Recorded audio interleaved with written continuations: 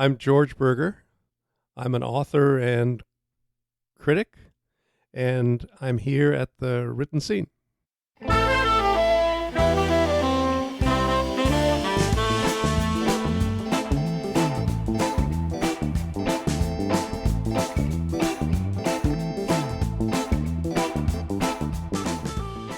Hello and welcome to The Written Scene. My name is Adam Greenfield. I am the host, and we have a fantastic episode as we near, I guess you can say, near the end of the second year of making this podcast.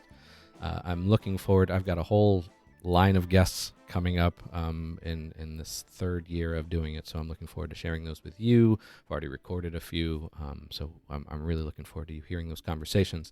Today's guest is someone I met through an upcoming guest you will hear, Holly Kameyer, and he is an Acorn Publishing author, and I'm really looking forward to finding out more about him. So, George, thank you for being here. My pleasure.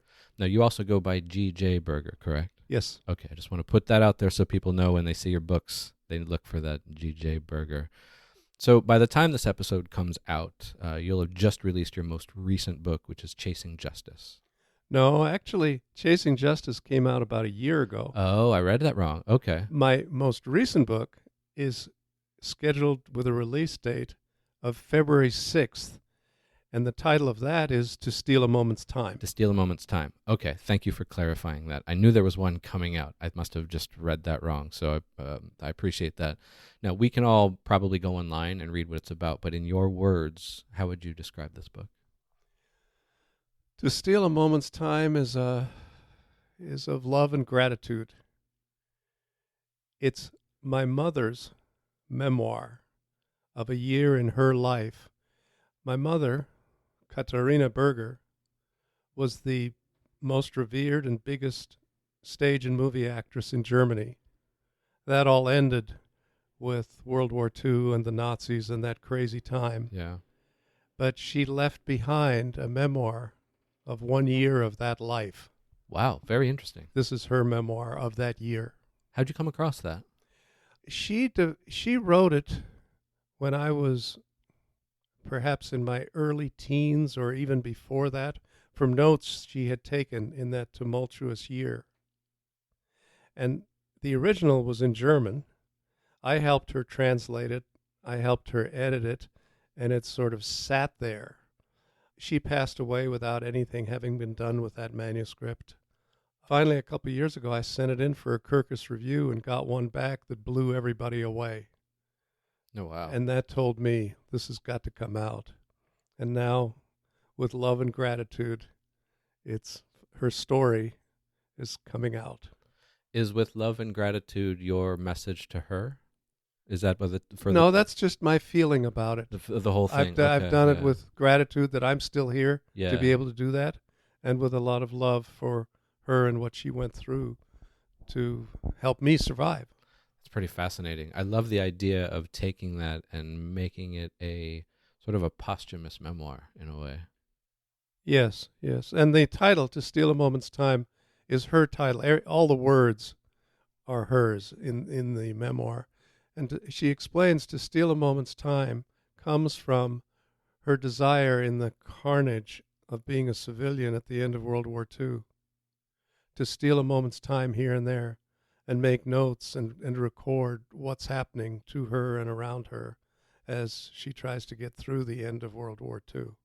Hence the title, To Steal a Moment's Time. It's very poetic. I like that. Now, you've written a few historical fiction novels. I've written 2 historical fiction and one courtroom crime thriller. Crime thriller, okay. What was it a conscious decision to go to the courtroom thriller, or did that idea come to you? No, I've had multiple careers. Yeah. And one of them is a long stint as a courtroom lawyer. So this came out of that life of mine. So these are kind of, is it a historical fiction sort of in a way as well, or are they? No, the courtroom thriller called Chasing Justice does tie to a huge historical event in American history, but it takes place in current times. In current times, okay. I'm looking forward to finding all these books and reading them. I like historical fiction. There's something about taking a piece of time and going, what if it was a little different? Like, for example, what is it, The Man in the High Tower, the Philip K. Dick story, I think, that they made into a show on Amazon, where what if Hitler won? And it's a fascinating look at a possibility or even a parallel universe in a way that, I don't know, it's interesting read. My looks back at history in the two deep historical fiction novels and in Chasing Justice try very hard to present that history exactly as it took place and not reinvent it. Oh, interesting. Okay. Not in a sense of what if. This is the terrain. This is how the people lived. These are their concerns and their fights and their struggles, and here's their story. So it's characters' lives during those historical events. Exactly. Very cool. Very cool. I like that. So I want to go back to when you were young and you were a kid. I read that the story of Hannibal Crossing was a big thing for you, that your mother read that to you or told you that story. What was it about that story, or even, what was it about that story that kind of hooked you on storytelling? I think I'd been hooked on storytelling from lots of other things, but the aspect that hooked me on that is that after my mom, who raised me as a single mom, told me that bedtime story about this general out of North Africa who took elephants across the Alps and down the backside of Rome, I still remember to this day asking her, "So what happened to him?" And she said, "I don't know." And that has obviously stuck with me. So one day I sort of decided, after our kids were out of the house and I had some spare time and I wanted to take writing seriously, I sort of said to myself, well, let's find out what happened to him. And I found that every 50 years or so, somebody writes a big book on Hannibal. And some of them are decent, some of them are awful. Yeah. So I didn't want to repeat that. Right. And I said to myself, what about his elephant and his elephant driver? What about them? And that became the spur, the little wellspring for Four Nails. Subtitle: History's Greatest Elephant and His Extraordinary Trainer. That's the subtitle you'll find on Amazon.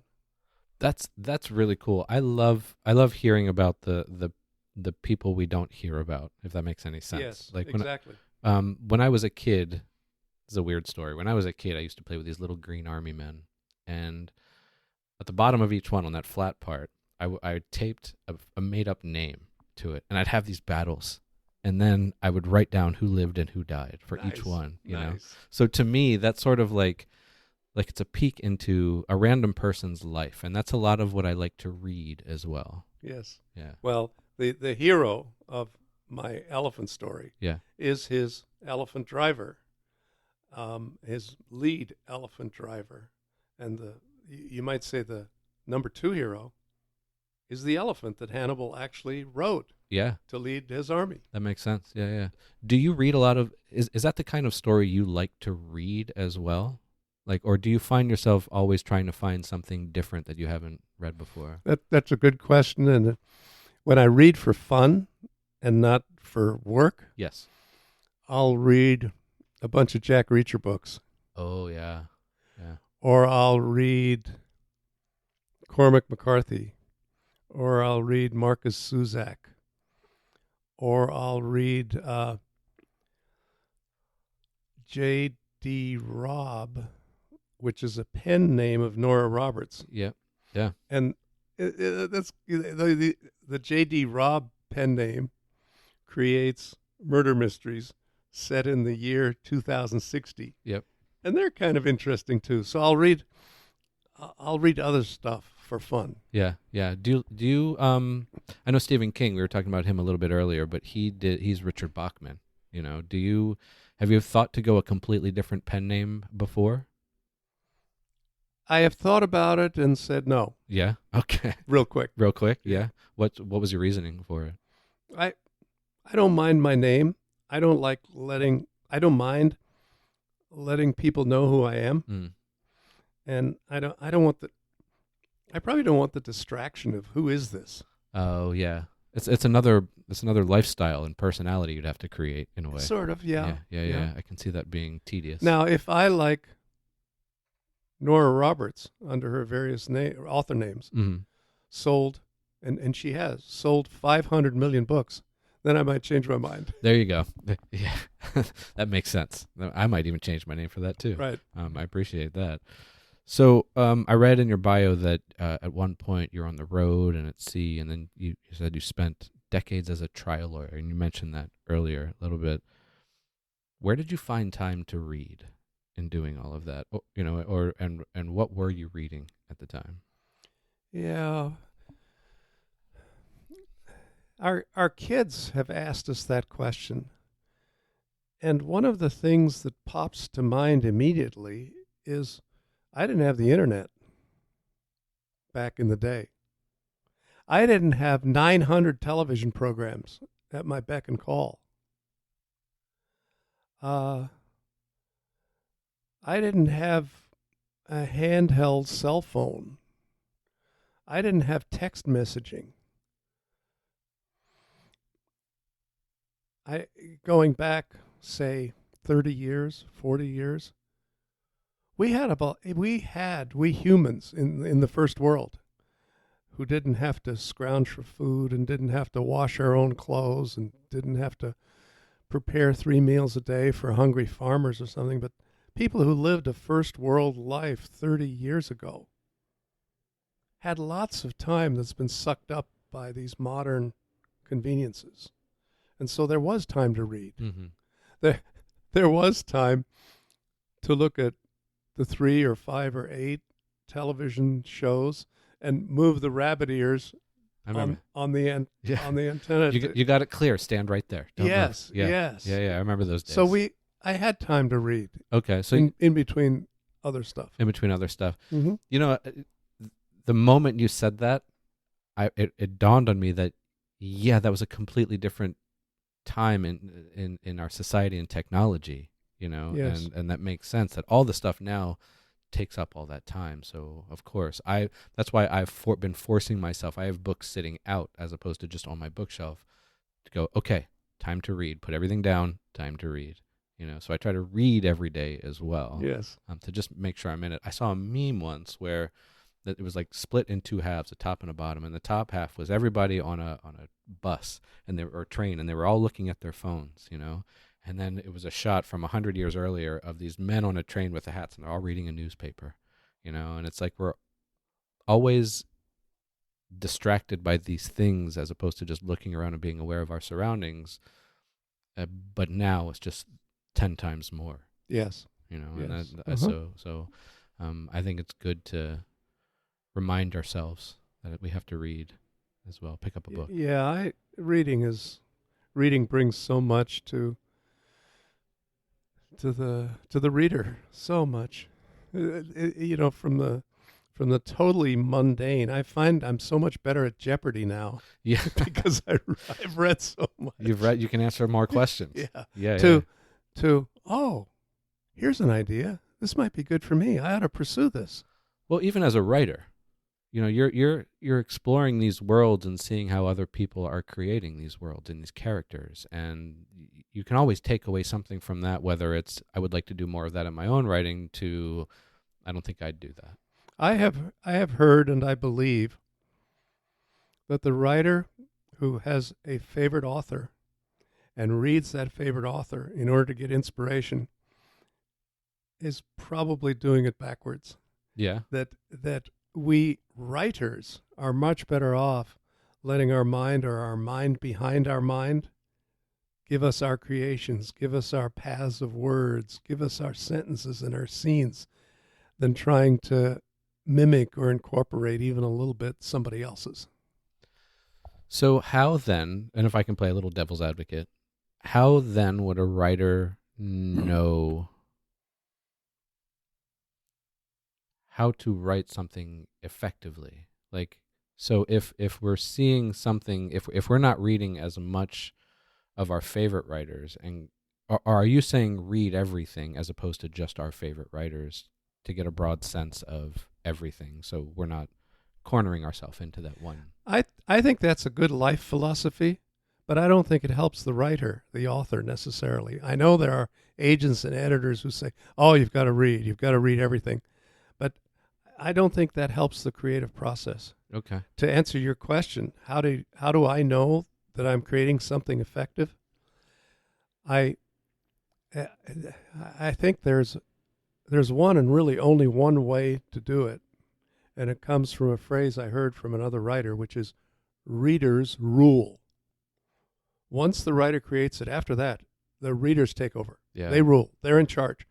So give what you've written, even if it's an opening sentence, an opening paragraph, a first page, give it to somebody else and ask them this question.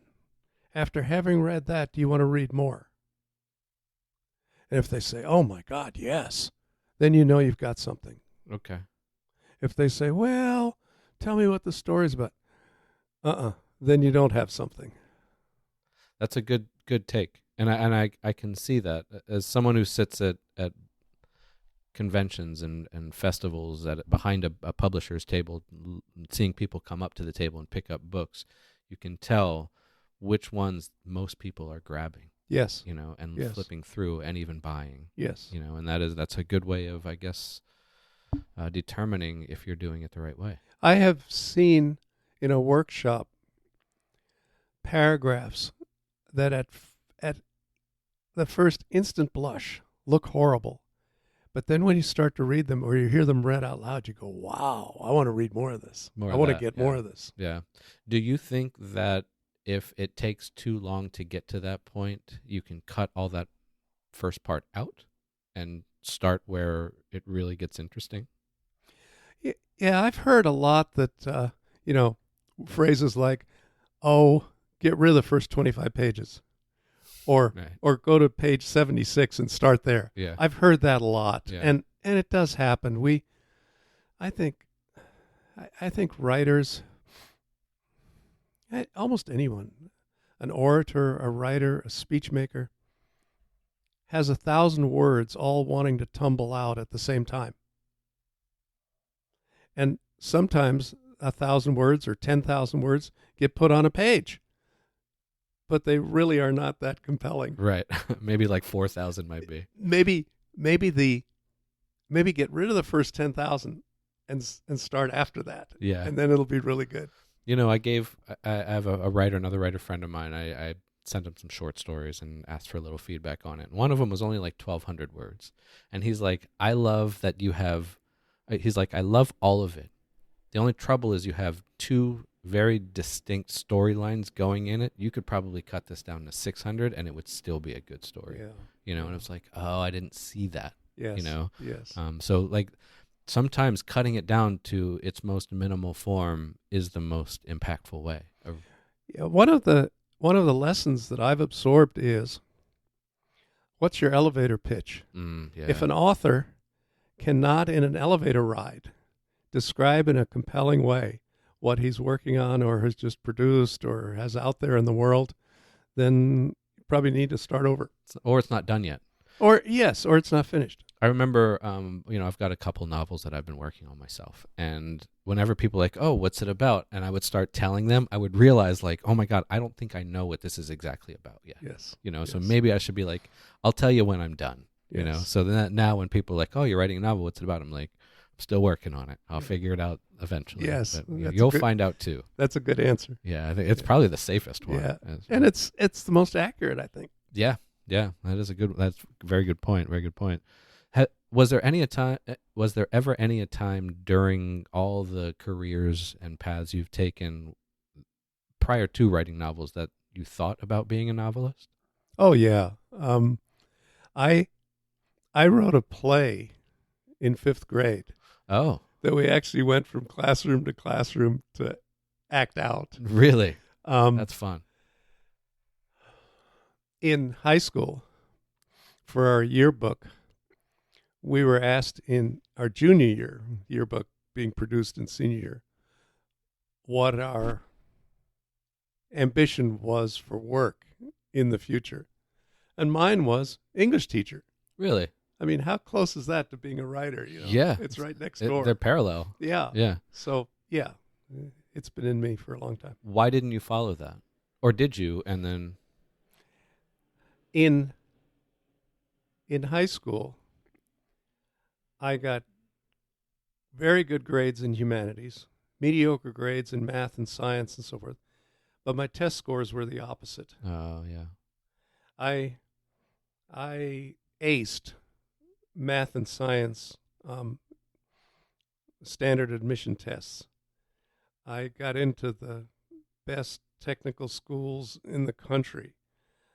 I did very mediocre in verbal aptitude, in the English SATs, and I thought, oh, yeah, I'm not meant to do this. I'm meant to be an engineer, Mm-hmm. which I was for 4 years before switching. Okay. Did you like the change of scenery? Is that why you moved from career to career? Did you... No, I started out, loving ships and ship design and ship systems, and I thought I'd be good at it. And then after doing it for a while, I realized I was no Will Hunting of Good Will Hunting. Right. Yeah. I was a competent engineer most of the time, but there were geniuses around me, and I was not one of them. And I knew I had to do something else. So I was going to apply to business school. I applied for a doctorate in naval architecture and actually was admitted into a doctoral program in naval architecture. But I also took the law school admission test. And much to my surprise, I did very well on it. I got a scholarship to law school. So where'd you go? University of Southern California Law School. USC Law School? Yeah. Okay, very cool. Very cool. Speaking of lawyers, my brother's an attorney back in Maryland. Mm-hmm. And I remember him telling me how much writing he had to do in law school. Like, it was a lot of writing, and he still does a lot of writing. Did you get saddled, I guess? That's a bad way to put it, but did you have to do a lot of writing? And if so, do you think that might have set you up for writing novels in a way, like that you were, or do you think that maybe it caused you to write maybe too much? No, I think my writing yearning from way back actually helped me be a better lawyer. Oh, okay. How so? I knew how to make a point with the written word. I knew how to jar a reader instead of bore a reader. And that came through in a lot of my legal writing. Yeah. And I would help others do the same thing. So the law was a good career for me because my math stuff really helped organize and research and put things together. And my writing background allowed me to present it either in written form or in oral form effectively. Have you done a lot of book readings? No. Okay. Is that something you'd ever want to do? Because I know no. There are some readers who are just like, nope, the book is out there. They can read it themselves. Yeah. And I find this too in listening to other authors do their book readings or just book readings in general. Mm-hmm. It's really hard to be an effective out loud book reader. It is not easy. It's really hard work. It is. It's very difficult, and I've told the story before, but when I first had my poetry book published, the publisher, Ted Washington, was like, you have to read your book out in public because that's the best way for you to sell your book. It makes sense, but it took me years to figure out my voice. Yes. So I could get it across the right way. Yes. And that's a skill. Yes. I think everybody can do it. Every writer can do it too, Yes. but that's a skill that takes time. And I think for us writers, we've already done the work with writing it. Now we got to learn how to read it out loud. Yes. That's. Yes. Yeah. I can see with poetry, it's more necessary and more effective to read out loud than with nonfiction books or novels. Yeah, yeah. Well, I will say this: I run a reading. It's called "Every Prose Has Its Thorn," and it is a mix between people reading prose and an open mic poetry reading. And what I do, or what we do, because I co-host it, is up front. The night starts with two authors reading 5 to 10 minutes from their book, reading prose, and that's followed by the open mic portion. So that way, people, you can go and listen to them. They're not going for 30 minutes. They're talking for about 5 or 10 minutes, a chapter or two of their book. Yes. So you're like, oh, that's cool. That's a little Yes. bite. I want to read that. Yeah. So I think if it's done in short chunks like that, Yeah. it's not that bad. I'll amend what I've said before about reading. I have read, to anybody willing to listen, a lot of my work as I'm, say, at the third draft stage. Yeah. After I'm happy with it. Friends, family. Yeah. Hey, Yeah. can I read you some of what I've written? Yeah. And that is very helpful to me, both to see if it's effective and to catch little things. I catch a lot more reading something out loud than reading it quietly. So you wait till the third draft to start reading it out loud. Oh yeah, okay. It's not there yet until until at least the third draft. Yeah, maybe the eighth draft. Maybe I've got plenty of those. Do you ever read it out loud after, just for yourself, or do you usually want people there around to get that feedback? In most of my work that's published, I have a favorite chapter or a favorite sentence. Yeah. Or a favorite paragraph, and for the fun of it, I sometimes flip to that and read it out loud. Okay. There's one in my elephant story. I have a favorite sentence that I like to flip to, and it's just a sentence. Just one sentence. And to read it out loud. Do you know it by heart? I don't know it by heart. No. Okay. I'm curious in a way what that sentence is. I might have to ask later. Yeah.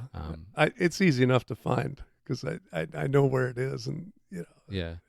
So you mentioned you have a bunch of drafts. What's your relationship with the editing process? What's that like? I'm of the, call it John Irving school.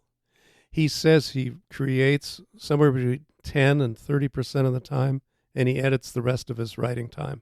Okay. I'm of that school. So you get it out, and then I edit and edit and edit and edit and edit. And sometimes I edit parts of it. Sometimes I go back to the beginning and edit the whole thing again, and so on. Do you keep each edit as its own version of? Only if the computer does.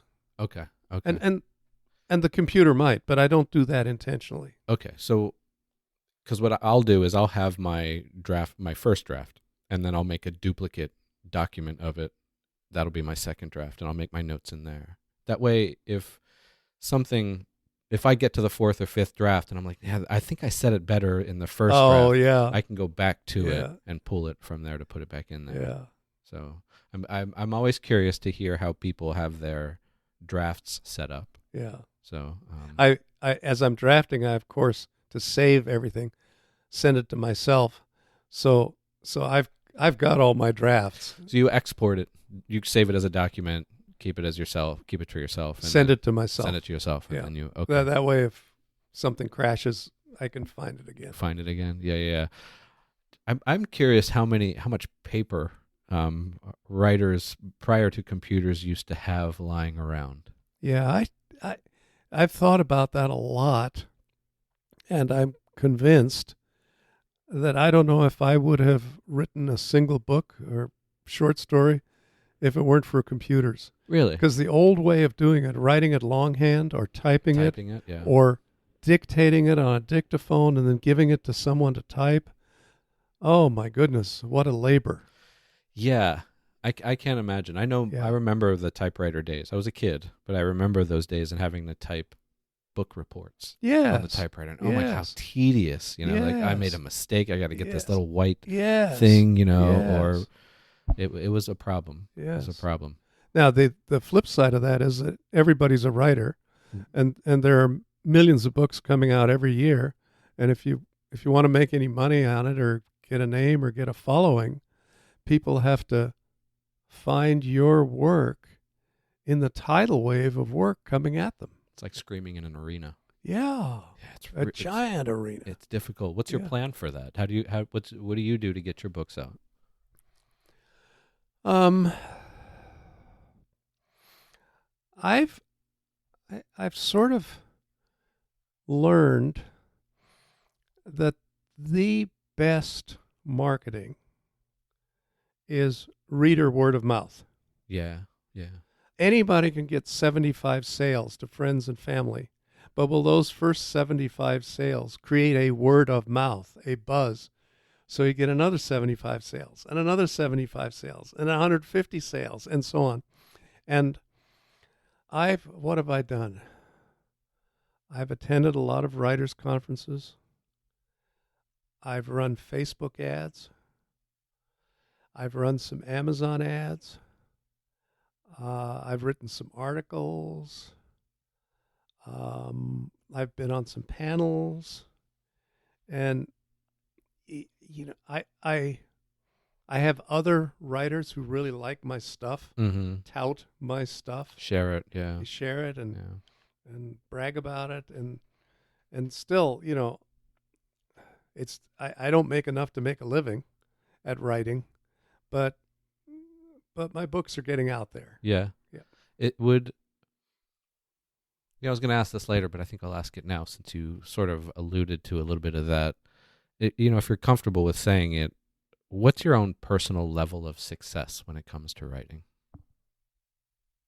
To bring joy to others, to bring joy to readers, and there, I get comments on Facebook, which runs an ad for my elephant story Mm-hmm.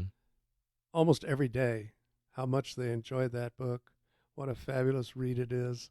I got one within the last day that said, this needs to be made into a movie. What's the guy's first name? Ron Howard, are you listening? Yeah. I got that post on Facebook. Oh, nice. After someone read my book. That's why I do it. So that's your success story, right That's there. my success story. Yeah. So it's not so much. I mean, the sales and the amount of books that are out there would be Right. good, but you want that connection with the reader. Yeah. I heard this story from my trainer, my physical trainer. He had a client to whom he touted my book or gave my book, and that client was walking on a pier in San Diego and saw somebody else reading my book. Oh my goodness. And they both talked about how wonderful it was to each other, and that got back to my trainer. See, I love that stuff. So that made my hour, my day, my week. Yeah. Oh, Yeah. see, that's pretty cool. Yeah. That's I think that is a level of success. Yes. For sure. Yeah, For sure. yeah. Did you ever think that well, let me ask it in a different way. Did you take any sort of educational classes or courses on writing, whether you were when it was in high school, college, after, or any of that? Once I began to write for myself, as I said, after the kids were gone, I became a writers' conference junkie. Yeah. Yeah. And in San Diego at the time, some of them have dropped out. There used to be 4 or 5 writers' conferences every year. And I went to a couple that were by invitation only. You had to submit stuff, and if they liked it, they let you come. Mm-hmm. I, in essence, took multiple writing courses by attending workshops and lectures and how to and how not at writers' conferences. Writers' conferences. Yes. Okay. Did you do it from any other independent sources, like, for example, San Diego Writers Inc. or any of the continuing education classes? I took one course that was promoted by one of the biggest literary agents in England. Oh. They did a video and Skype course, and took you through the whatever it is you were working on. Yeah. And that was by application only also. Okay. I took that. And so, yes, I didn't go to school to do it, quote unquote, but Yeah. I went to school to do it. Do you think? Well, I guess we might have already answered this question, but do you think school is necessary to be a writer? Not for some. Mm-hmm. For others, it is. Okay. Yeah, just little things like one of the things I learned is I've already told you, give it to readers. If readers want to read more, keep doing what you're doing. Mm-hmm. But another little thing, try to eliminate the to be verb. The is, was, am, are. Use a word that's better than that. Yeah. And just little things you pick up along the way Mm-hmm. like that really help. Helps tell the story better. Yeah. What about community? Did you find, just taking those classes, were you meeting a lot of other writers? I'm sure you're meeting them at the I was in conferences. multiple writers groups that helped me a lot. Yes. Yeah. We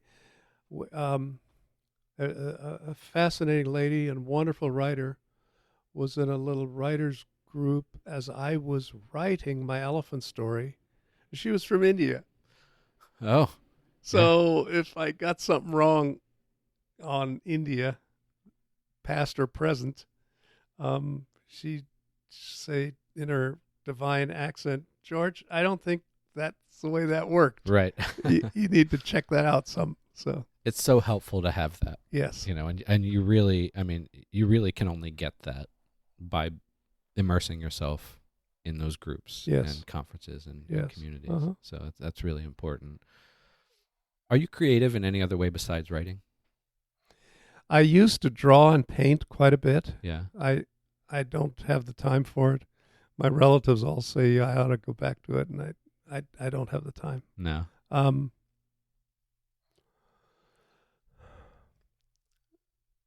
I've wondered about, but I'll never do it, acting.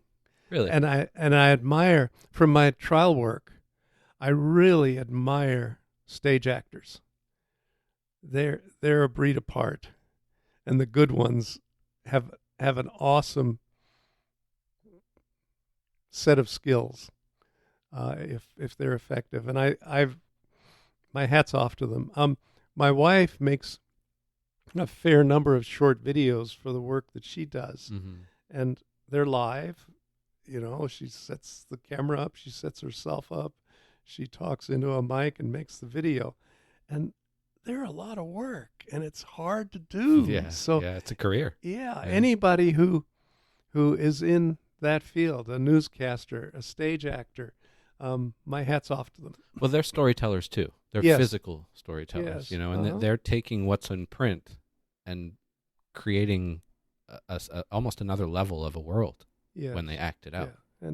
And little things. I learned this in my lawyering life. When you're speaking on a screen or in person, don't put any part of your hand to your face or head.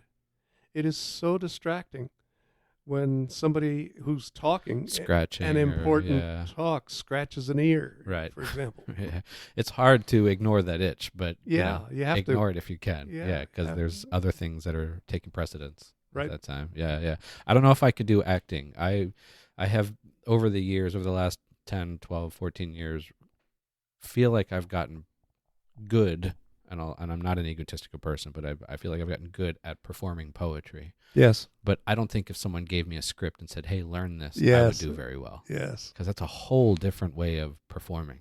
Absolutely. You have to, because when I read, I'm looking out and I see an audience. Now, I may get up there and sort of black out, because I try to perform, when I perform my poetry, I perform it by memorization. I don't do it with it in front of me. Uh-huh. I like to be in the moment. Yes. Everything, I just want it to come naturally. Yes. So I'm often looking out, but I don't remember a lot of faces. Yes. But I do that on purpose. So I feel like I might be good at that in acting, but I don't think I could tell a story that way. Yes. Physically. That's a whole new world for sure. So what's something about being a writer that you kind of wish you knew going into it? Yeah, there's nothing that's ever hit me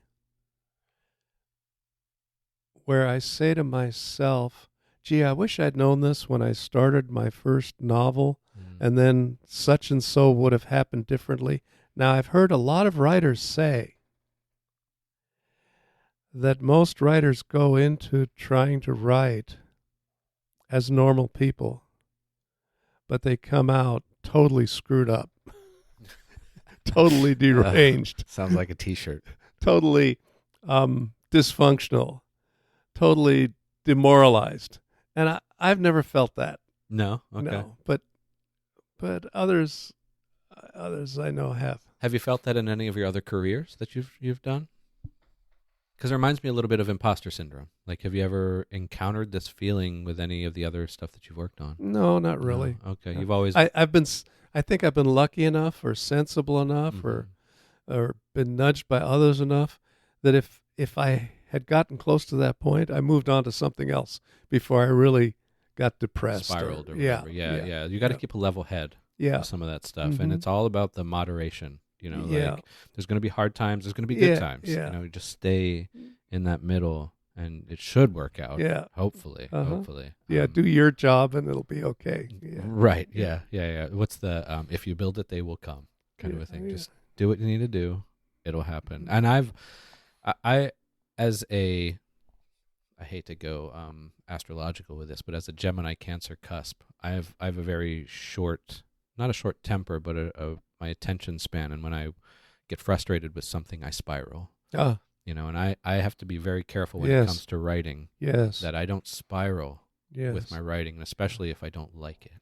Oh. Like I've Oh. found myself going, wait a second, Adam, you've Oh. been doing this long enough. You're not that bad. Oh. Just yeah. step back from the ledge, Yeah. maybe work on something else, Yeah. and come back to it. Uh-huh. So, there's a whole mental well-being that needs to. It comes into play a lot with Yeah. writers. Yes, it has to. Yeah. Yeah.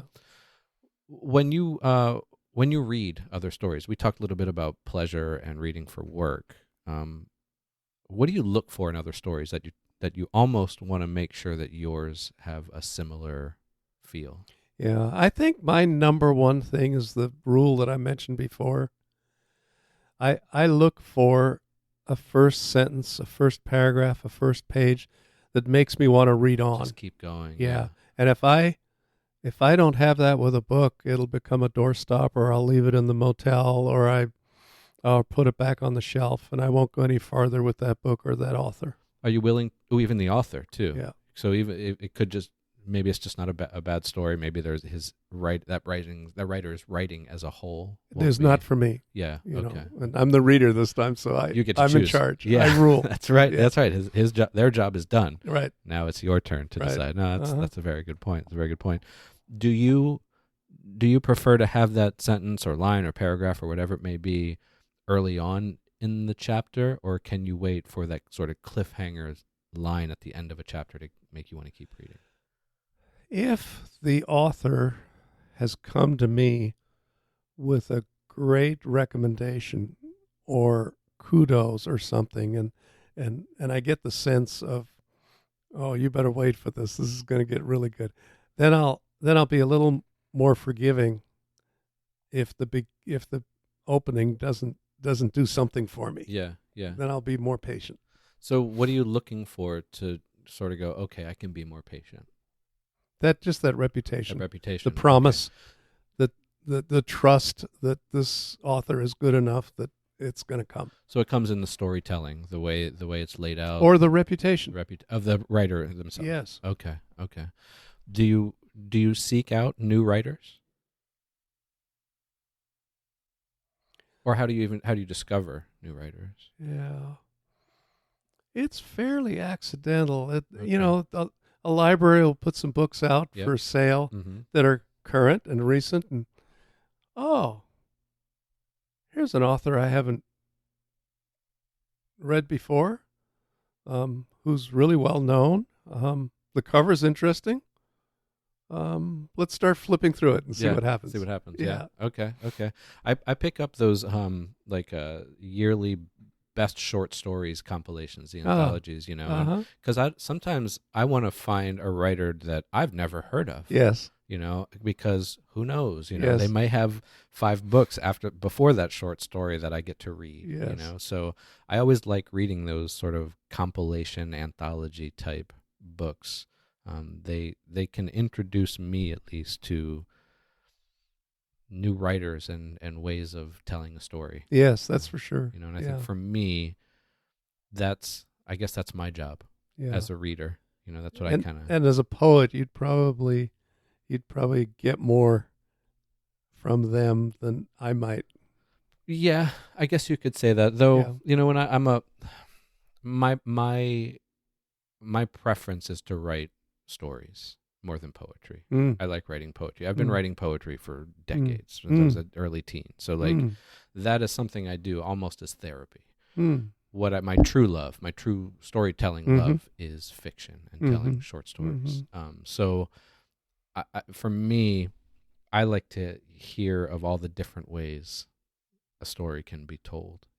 I was telling you, we were talking before we started recording, the Stephen King, the novellas that I'm reading. If it Yes. reads, there's one in there that I was just like, why did he do that? But then I'm like, well, this is Stephen King. He can do what he wants. But like, still, to me, the storytelling, the way it was laid out, I was like, With Stephen King, that might be a reflection of the substance he was on. Not. well, this is new, so he's got to be sober at this point. Oh. So sure. Yeah, maybe not. Maybe he's Yeah. drunk on age. I don't Yeah, know, but yeah. it was something about it that I was like, that is very different for the way he tells stories, and that's not. I would have, as a writer, done it different. Of course, again, it goes back to, but he's Stephen King, and Right. I'm not. So Right, like right. just do what you need to, Steve. Right. I support it. I Yeah. wouldn't have done it that way. Yeah. And the more I think about it, I was talking with my girlfriend earlier about this story, and we were talking it through. And I started to like it more and more. I was like, I think I'm seeing why he's doing it. Like all of a sudden, just this flower opened up. And I was like, I really appreciate Yeah. that. Are you able to put your writer brain aside and just enjoy books? Yeah. Yeah. Yeah. Okay. Yeah. You don't ever Absolutely. struggle with that. If I enjoy a book, I'll just enjoy the book. Yeah. Okay. And then I do read and write reviews on lots of books, and sometimes it's hard for me to not be a reviewer as I'm reading for fun. So you have to switch. It's a brain switch. Even. Yeah, I have to switch a little bit. Let's talk a little bit about the reviewing process then. First of all, how'd you get into it? I sent my first 2 novels to the Historical Novel Society to see if they might please review them Somebody, please. for the Yeah. Historical Novel Society. And I got 2 wonderful reviews from the Historical Novel Society for those. And then one day I just got an email, I think it was, would you consider applying to be one of our reviewers? And they actually gave me a test book to review and to send my review in to them. And they said, yeah, this is plenty good enough. You're on our review team. Very cool. That's how that happened. What does a review entail? For me, it's to honor the author by reading it carefully, completely, to the end, and then we are limited to no more than about 300 words. Oh, okay. So in 300 words, I have to tell the reader the essence of the story and how worthy it is. So in a page, you've got to lay all that out. Yes. Okay. Yes. Okay. What do you like about that process? It gets me a lot of free books. Yeah. Well, that's not a problem at all. I get a lot of insight into what's out there. Yeah. Okay. You were talking about finding the author you've never heard of. I'm reading authors I've never heard of all the time. Yeah. And some of them are wonderful. Some of them are interesting. Some of them are, oh, this is painful. Yeah. But I'm getting that exposure to authors, to writing So- from different countries, translated, of course. Oh, so it's from all over. Yeah, Yeah. it's from all over. Okay. Yeah. Okay. Do you ever provide feedback or just a review? I just write the review Okay. that then gets published in the Historical Novel Society magazine and on its website. Okay. Okay. That sounds like a really fun job. It is. And I also get to see the elevator pitches in the lists I get of up-and-coming books for review, as I am invited to select the ones I might be interested So in. you get to choose.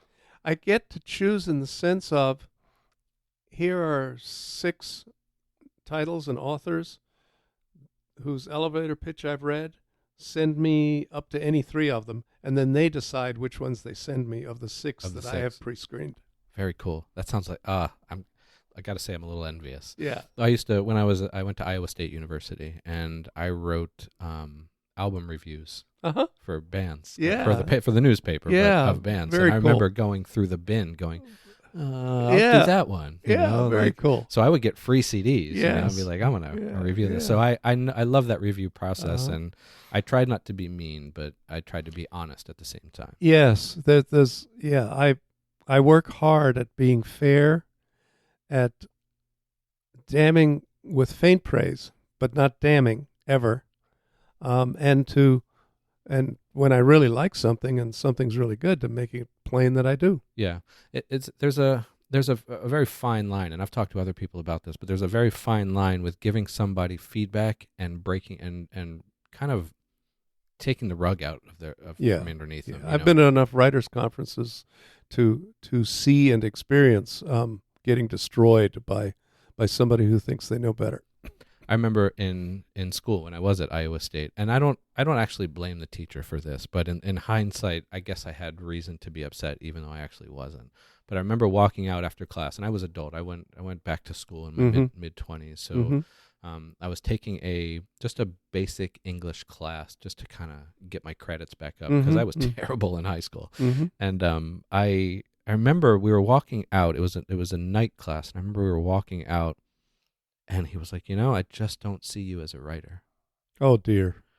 And oh, dear. And I said, well, why not? And he dear. kind of talked a little bit about it. And I went home, and at first it hurt a little bit, but I was like, you know what? I'm going to prove him wrong. Yeah. Yeah. So I used it as a chip on my shoulder to keep going. Good. But I can see how dangerous that statement could be. And a side comment I would have on that. I don't see anybody in their mid-20s as a writer. How can you be? Exactly. You have to have lived. You have to have seen. You have to have felt. You have to have observed in some deep way to be an effective writer. Now, poetry might be different, but yeah. So maybe in that sense that professor was right. Yeah, you know what? Come back in 20 years, and you might be great. I've looked for him, and I haven't seen anything about him. So I'm. In my life, I've also learned there are people that say and don't necessarily do. Yes. Yes. And that it's easy to be a critic. It is. You got to pick. So you got to pick and choose. You got to be real careful to go. Okay, that I can absorb and take in, but that is kind of nonsense in a way. Yes. So, all right, we'll wrap up with this last question. And I ask this question of everybody: if there was one book, story, even piece of art you wish you wrote, what would it be? Probably Marcus Zuzak's The Book Thief. Oh, what's that about? Why do I feel like I've heard that before? Well, it's on a lot of lists of the best books of the 10 years that it came out in. Okay, yeah. The main character in it is the spirit of death. Oh. And death marches through mostly Germany toward the end of World War II. And death finds a 14-year-old girl who is living through the end of World War II in Germany. And she's, as everybody does then, she scrounges for food. She tries to evade Nazis. She runs into bomb shelters, and she finds an old estate that she breaks into and steals books from it, and she becomes the book thief. Oh, that sounds great. Oh, it is great. Why do you say that book? Because it's such a powerful story, and it's a weird, powerful story where the narrator is death, and scooping up, the souls of dead people and taking them somewhere. And Marcus Zuzak has said that he wants to leave the reader with something special on every page. And he does that. And that's sort of my goal as a writer, to leave the reader with something on every page. Don't let a page go by without the reader going, oh, this is good, or wow, or I love stuff like Yeah. that. Have you read other books of his? No, he hasn't written that many, and I should, but Okay. that's the one book that I wish I had written. You would wish, yeah. I Yeah. mean, that makes sense because that ties into what you were Me- saying. You yeah. want people to want more. Yes, You know, and to come away with feeling something magical has happened after they've read it. That's the best kind of story. Yeah. I've recently, and I'd say the last, I don't know, 5-6 years, maybe a little longer, but I've recently got into picture books and young Yes. kidlit, Yes. and I'm like, Yes. oh, what heart, what story, Yes. what art, Yes. like there's Yes. something, there's this like childlike freedom that I Yeah. get from reading it, and Yeah. that sort of, it draws me in. It takes me away from the hard stuff. Yeah, you know? I've gotten to review a fair number of children's books, and there are some that are magical. Yeah. The few words and the great art. Well, they have about 300 words total in a kidlit book. 800 is it typical. 800? Yeah. Okay, so But that's not many. no, that's not many at all. Yeah. So to try to put that into a whole book Yeah. that is an art itself right there. Yeah. So, well, George, I really do appreciate you making the time to do this. I'm glad we got to talk, and I'm going to make sure that when I write, I'm going to steal your philosophy. By all means. So. I've stolen it from other people. Wasn't that what we do as artists? Yeah, yes. We move it along. So Yeah. thank you again. Oh, my pleasure. Thank you.